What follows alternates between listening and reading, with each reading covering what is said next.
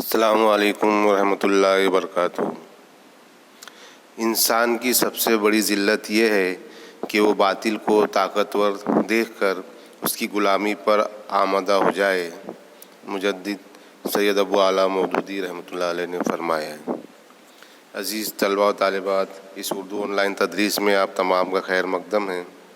आज हम आपकी दरसी किताब की गज़ल नंबर 13, जिसके शायर है आरज़ू लखनवी, उसका मुताला शुरू करेंगे। तो आइए शायर का तारुफ देख लेते हैं। आरज़ू लखनवी का असल नाम सैयद अनवर हुसैन है और उनकी पैदाइश 16 फरवरी ईस्वी सन 1873 लखनऊ में हुई और उनकी वफ़ात 16 अप्रैल ईस्वी सन 1951 कराची में हुई। उनके मशहूर दीवान हैं फ़गान आरज़ू, जान आरज़ू और सुरीली बांसुरी। तो ये शायर का मुख्तसर तारुफ था। ये अब हम गज़ल को पढ़ते हैं। पानी में आग ध्यान से तेरे भड़क गई, आंसू में कूंदती हुई बिजली झलक गई। कब तक ये झूठी आस के अब आए वो अब आए, पलके झुकी पपूटे तने आँख थक गई। नदी भी आंसुओं में बहा दी तो क्या हुआ, नदी भी आंसुओं में बहा दी तो क्या हुआ। खोलन जो थी लहू में ना वो आज तक गई, और दोनों को एक करती है बढ़कर लगी की आग। दोनों को एक करती है बढ़कर लगी की आग, उठी यहाँ से आँच वहाँ तक लपक गई। ये दिन दहाड़े सामने कौन आ गया कि धूप, ये दिन दहाड़े सामने कौन आ गया कि धूप। बढ़ते ही छाँव काँप के पीछे सरक गई, और खुलना कहीं छुपा भी है चाहत के फूल का। खिलना कहीं छुपा भी है चाहत के फूल का। ली घर में सांस और गली तक महक गई। आंसू रुके थे आँख में धड़कन का हो बुरा, आंसू रुके थे आँख में धड़कन का हो बुरा। ऐसी तका नदी के प्याली झलक गई, और जिसने उड़ा दी रातों की नींद और दिन का चैन। जिसने उड़ा दी रातों की नींद और दिन का चैन, जी से न फिर भी आरज़ू उसकी ललक गई। तो अजीज़ तलबा, आइए अब हम एक एक अशार समझते हैं। कि पहला शेर है कि पानी में आग ध्यान से तेरे भड़क गई, और आंसू में कूंदती हुई बिजली छलक गई। तो शायर कह रहे कि जब भी मैं अपने दोस्त का ध्यान करता हूँ, अपने दोस्त के बारे में सोचता हूँ, और मेरे दिमाग में मेरे दोस्त की जब याद आती है तो मैं बहुत दुखी हो जाता हूँ। और दोस्त की याद मुझे तड़पा रही है और मेरे आँखों में आंसू भर आते हैं जब भी मुझे अपने दोस्त की याद आती है। और आगे शायर कहते हैं कि दोस्त का ध्यान आने से पानी में भी आग लग जाती है। मतलब ये कि नामुमकिन भी मुमकिन हो जाता है। कब तक ये झूठी आस के अब आए वो अब आए, कब तक ये झूठी आस के अब आए वो अब आए। पलके झुकी पपूटे तने आँख थक गई।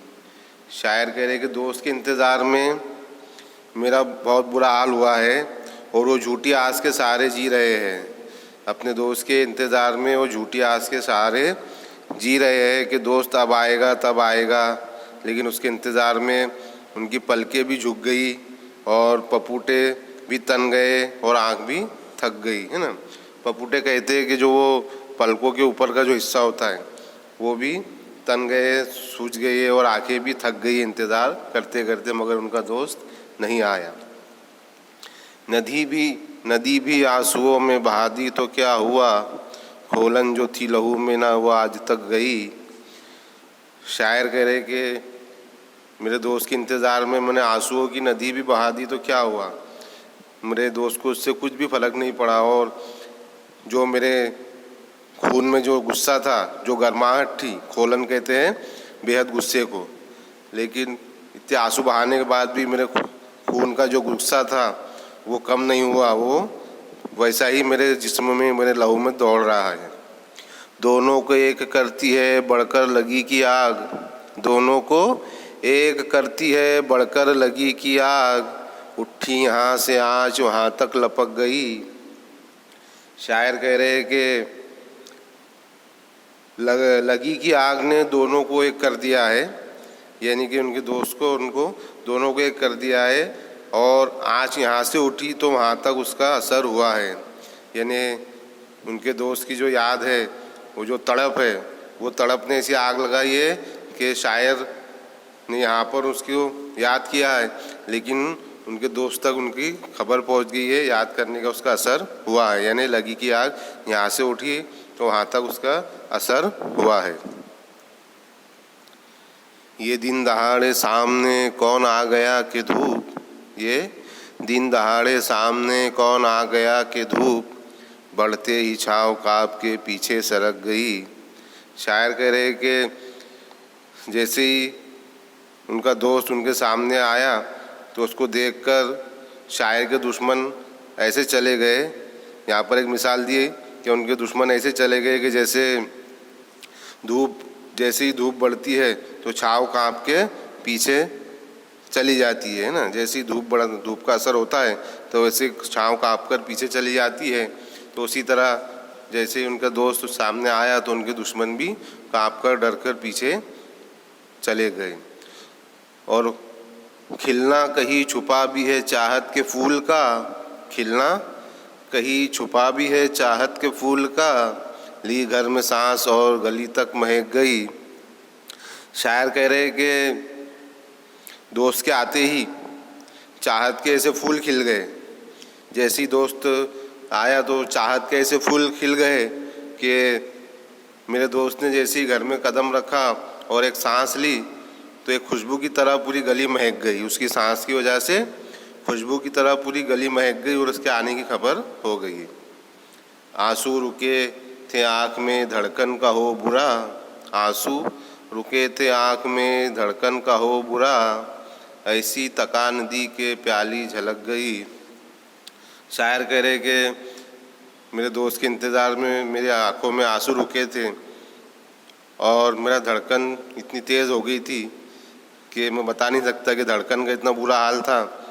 और ऐसी तकान यानी कि थकान, जिस्म की थकान, और मेरे दोस्त के इंतज़ार ने मुझे, मेरे जिस्म को ऐसा थका दिया कि मेरे आँखों से आंसू की एक प्याली झलक गई। जिसने उड़ा दी रातों की नींद और दिन का चैन, जिसने उड़ा दी रातों की नींद और दिन का चैन, जिसे न फिर भी आरज़ू उसकी ललक गई। शायर कह रहे कि मेरे दोस्त के इंतज़ार ने मेरी रातों की नींद उड़ा दी, मेरा दिन का चैन उड़ा दिया, मुझे इतना बेचैन कर दिया और मेरी धड़कनें तेज़ हो गई। और इतना होने के बावजूद भी मेरे दिल में से, मेरे जी में से उसकी आने की आरज़ू, उससे मिलने की आरज़ू ख़त्म नहीं हुई। अभी भी वो आरज़ू है, वो तमन्नाएँ, वो उम्मीदें अभी भी बरकरार है कि मेरा दोस्त से मैं मिलूँगा और मेरा दोस्त ज़रूर आएगा। तो अज़ीज़ तलबा, ये छोटी सी गज़ल आरज़ू लखनवी की यहाँ मुकम्मल होती है। आप भी ये गज़ल के अशार पढ़िए, गज़ल के अशार को याद कीजिए, इंशाअल्लाह आपको भी अच्छे से ये तरह समझ में आई होगी। अल्लाह हाफ़िज़।